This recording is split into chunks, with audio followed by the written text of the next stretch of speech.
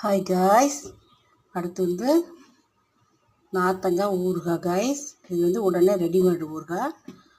நார்த்தங்காய் மஞ்சத்தூள் உப்பு போட்டு வேக வச்சிடணும்.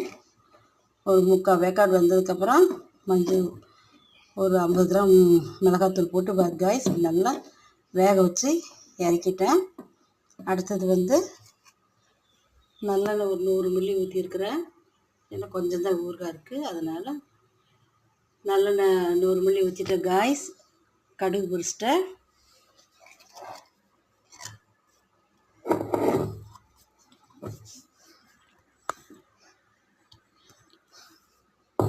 இதில் வந்து வெந்தயமும் கடுகும் 1 ஸ்பூன் இடிச்சிட்டேன் காய்ஸ். இப்போ இதில் எண்ணெயில் போடுறேன்.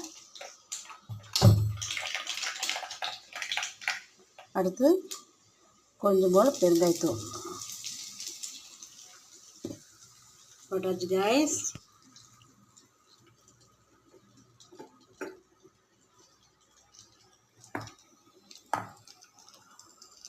இது நல்லா பொரிஞ்சதும்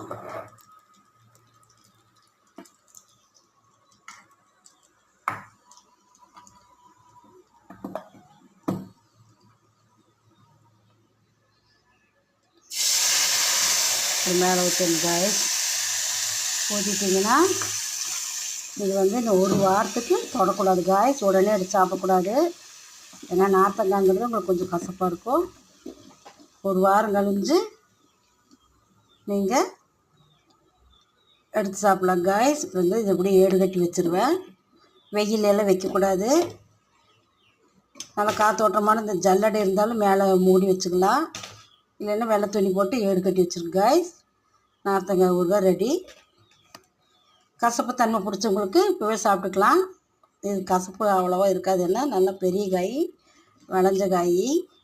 இப்போ வேக வச்சு நம்ம செஞ்சதுனால காய்ஸ் உங்களுக்கு வந்து ஊறுகாய் சும்மா ஃப்ரெஷ்ஷாக இருக்கும், நல்லாயிருக்கும். நல்லா 1 வாரம் ஊறினதுக்கப்புறம் நீங்கள் எடுத்து சாப்பிட்டீங்கன்னா இன்னும் செம்ம டேஸ்ட்டாக இருக்கும் காய்ஸ். இந்த நல்லெண்ணெயில் நல்லா ஊறணும். அந்த பதத்துக்கு வரும்போது உங்களுக்கு நல்லாயிருக்கும். இது ரெடிமேட் ஊறுகாய் நல்லாயிருக்கும், செம்மையாக இருக்கும். செஞ்சு சாப்பிட்டு பாருங்க காய்ஸ்.